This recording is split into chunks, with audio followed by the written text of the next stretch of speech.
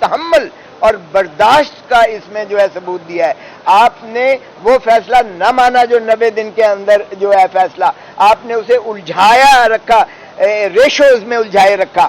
آپ کسی ایک نے نہیں کہا کہ 90 دن کا آئین میں مندرج نہیں ہے کہ الیکشنز ہونا قرار پائے ہیں.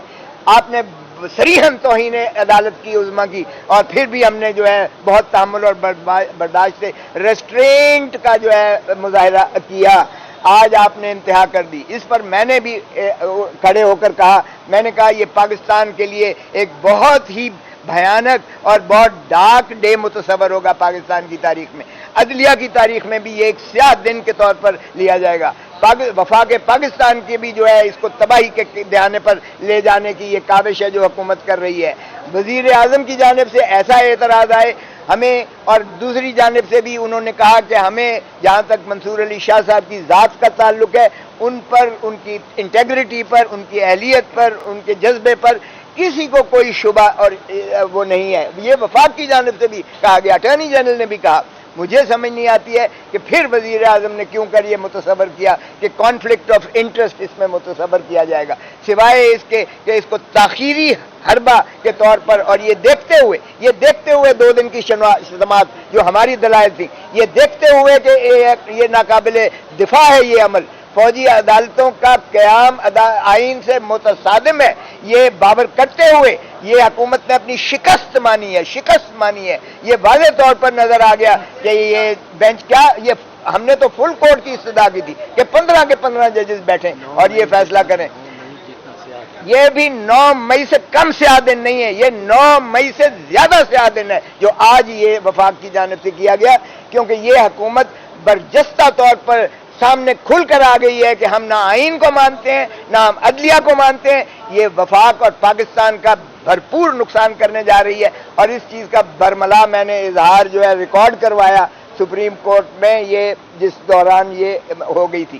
لیکن اب ہم نے یہ عرض کیا ہے سپریم کورٹ میں منصور علی شاہ صاحب سے بھی کہ خدا را اب وفاق اس پر جو ہے اعتراض نہیں کر سکتی ہے، کیونکہ ایک دفعہ جب وفاق نے کہہ دیا 2 دن پہلے کہ ہمیں کوئی اعتراض نہیں ہے، یہ بالکل بیٹھیں اور اس بینچ پر ہمیں کوئی اعتراض نہیں ہے، اس کے کہنے کے بعد یہ اس سے واپس نہیں جا سکتے ہیں. اس بات کو جو انہوں نے کی تھی اس کا یہ یو ٹرن نہیں مار سکتے ہیں. اور 2 دن کی سماعت کے بعد آج ان کو یکدم الہام ہوا ہے کہ منصور علی شاہ صاحب کو جو ہے اعتراض کیا جائے، تو یہ واضح اس چیز کی غمازی کرتا ہے کہ یہ انہوں نے اس عمل کو ناقابل دفاع سمجھتے ہوئے اپنے خلاف فیصلہ آنے کی جو ہے بالکل ایک نبشتہ دیوار سمجھتے ہوئے انہوں نے یہ آبسٹرکٹیو ڈیوائس اڈاپٹ کی ہے، جس کی میں سمجھتا ہوں وزیر اعظم کی شدید مذمت کرتے ہیں، اور وکلاء لا محالہ اس کو جو ہے وہ برداشت نہیں کریں گے کہ اس طرح کے اعتراضات سپریم کورٹ میں وفاق کی جانب سے کیے جائیں اور عوام پاکستان کی کرب اور اذیت میں اس طرح اضافہ کیا جائے. یہ بے چینی، یہ سراسیمگی صرف اسی وجہ سے ہے کہ یہ عدالتوں کو فیصلے نہیں کرنے دے رہے ہیں اور عدالتوں کے فیصلے کی تصحیح کرتے ہیں، اور یہ جو ہے بنیادی حقوق کی اس طرح سے پامالی کرتے ہیں، اور آئین کو انہوں نے ردی کی ٹوکری بنا کر یہ ضیاء الحق کی طرح انہوں نے جو ہے نوک پر رکھ کر بکھیر دیا ہے ہوا میں. دیکھیں یہ تو حکومت نے اعتراض لیا ہے، فیڈرل گورنمنٹ نے نہیں، یہ تو حکومت کر رہی ہے. دیکھو حکومت سب کچھ اسٹیبلشمنٹ پہ تو نہیں ڈال سکتی. یہ تو بڑے لنگڑے بہانے ہیں کہ جی اسٹیبلشمنٹ کر رہی ہے امریکہ. بھائی آپ نہ آپ استعفیٰ دو پرائم منسٹر سے، آپ استعفیٰ دو. وقفے سے پہلے بینچ سے علیحدہ ہوتے رہے ججز، اس کے بعد وقفے سے نوٹس آتے رہے ججز کے. یہ سیٹ پیٹرن کو آپ کیسے دیکھتے ہیں؟ لگتا ہے جیسے یہ منظم طریقے سے ہوتا ہے. دیکھیں یہ چیف جسٹس نے آج یہ بالکل یہی باتیں کی ہیں. انہوں نے کہا کہ آپ ہی کا یہی وتیرہ چلا آ رہا ہے جس میں آپ ریشوز میں الجھا رہے ہیں. آئین بڑا واضح ہے ان چیزوں پر، چاہے وہ 90 دن کے الیکشن سے اس پہ بھی واضح ہے، ہمارا فیصلہ انہوں نے کہا اس پر بھی واضح ہے. آپ ریشوز پر کرتے ہو، اب بھی آپ وہی چیز جو ہے کر کے الجھا کر جو ہے آپ سائیڈ ایشوز میں ٹریک کر کے آپ کنفیوژن کیا جو ہے طرف لے کے جا رہے ہیں، اور یہ جو ہے ہمارے برداشت جو ہے ہماری اس پہ آپ کوئی ہم خیال اور کوئی حکومتی نہیں ہے. معاف کیجیے گا، جج ہے اور ججوں میں اختلاف رائے ایک خوش آئند بات ہے اور تسلیم شدہ بات ہے. اس لیے ہم اس کو جو ہے یہ نہیں سمجھتے کہ یہ ججوں میں ڈویژن ہے. البتہ ہر ایک کا اپنا اپنا نظریہ ہونا. اس ساری صورتحال میں سے لگ رہا ہے کہ جیسے سپریم کورٹ کمزور ہے، وہ اپنے آرڈرز को एग्जीक्यूट नहीं करवा पा रही। आप दोनों सीनियर हैं, आपने बहुत तरीके से सियासत देखी, अदालत के अंदर क्या कुछ करार मालूम है, आप क्या कहना चाहेंगे चीफ जस्टिस साहब को कि अब उनके पास ये नहीं वक्त नहीं है कि एक्शन ले या फिर इसको इसका जवाब चीफ जस्टिस साहब ने खुद दिया है। उन्होंने कहा कि जजेस के पास एक मॉरल अथॉरिटी होती है, हमारे पास डंडा नहीं होता है, डंडा और छड़ी औरों के पास मौजूद है, इसलिए हमारी मॉरल अथॉरिटी जो है होती है, जिसे अवाम भी तस्लीम करती है, दुनिया भी तस्लीम करती है, आइन के अंदर होती है। उस मॉरल अथॉरिटी को आपने रेशोज में कंफ्यूज करके उलझा के जो है खराब किया है। हम आइन पर अमलदारी करते हैं, हम किसी के जवाब देने हैं, इसका जवाब खुद चीफ जस्टिस साहब ने दे दिया है। इसलिए हुकूमत को होश के नाखुन लेना चाहिए कि खुदारा इसे सरजमीन बेआइन न बनाइएगा। मैं एक ज़रा इजाफा इनके कर दूं। सुप्रीम कोर्ट क्या कर सकती है जो सुप्रीम कोर्ट को करना चाहिए? सुप्रीम कोर्ट एक चीज़ नहीं कर सकती जो उसको नहीं करना चाहिए, वो ये कि वो फिर एक डेट दे दे और क्या इस डेट पे इलेक्शन होगा। ये मानने को तैयार नहीं होंगे ना चीफ इलेक्शन कमिश्नर, ना फाइनेंस मिनिस्टर, ना डिफेंस मिनिस्टर, ना इंटीरियर मिनिस्टर। ये कोई रिसोर्स वसाइल नहीं देंगे इसकी खातिर। ये कहेंगे वो होंगे इलेक्शन तो 8 अक्टूबर को होंगे, तो आप 8 अक्टूबर को भी नहीं कराएंगे।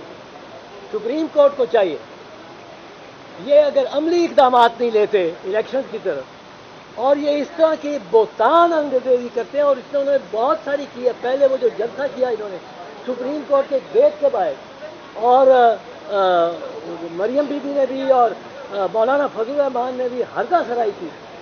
इनको चाहिए, सुप्रीम कोर्ट को चाहिए सेल्फ एग्जीक्यूटरी ऑर्डर पास कर। एक ये कह दें ये इन्होंने तौहीन अदालत की है, इनकी जो जवाब है और इनकी जो पिटिशंस हैं और इनके जो जलसों में तकरीरें हैं वो बताते खुद तौहीन अदालत है। उसका नोटिस है, अगर ये पेश नहीं होते कि हम इस बेंच को रिकग्नाइज नहीं करते, तौहीन अदालत में कन्विक्शन का फैसला दे दें। दूसरा फैसला दें कि ये तौहीन अदालत कर दें कि बायस ये डिस्क्वालीफाई हो गए। मैं देखता हूँ कौन सा ये इनमें से कौन सा जो डिस्क्वालीफाई हुआ होगा वो अपनी नॉमिनेशन पेपर भी दे सकेगा।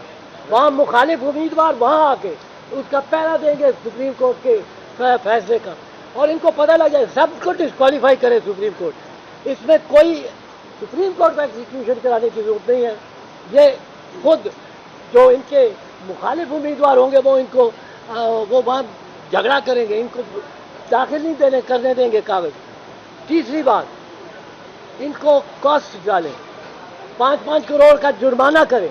आखिर मैंने फीस ली है चौधरी साहब से मेरी सर आप इसे फीस ज्यादा कौन लेता है? खोसा साहब आपकी ज्यादा आम आदमी तो आपको अफोर्ड ही नहीं कर सकता सुना है। मैं 100 रुपया फीस दिया है उसने।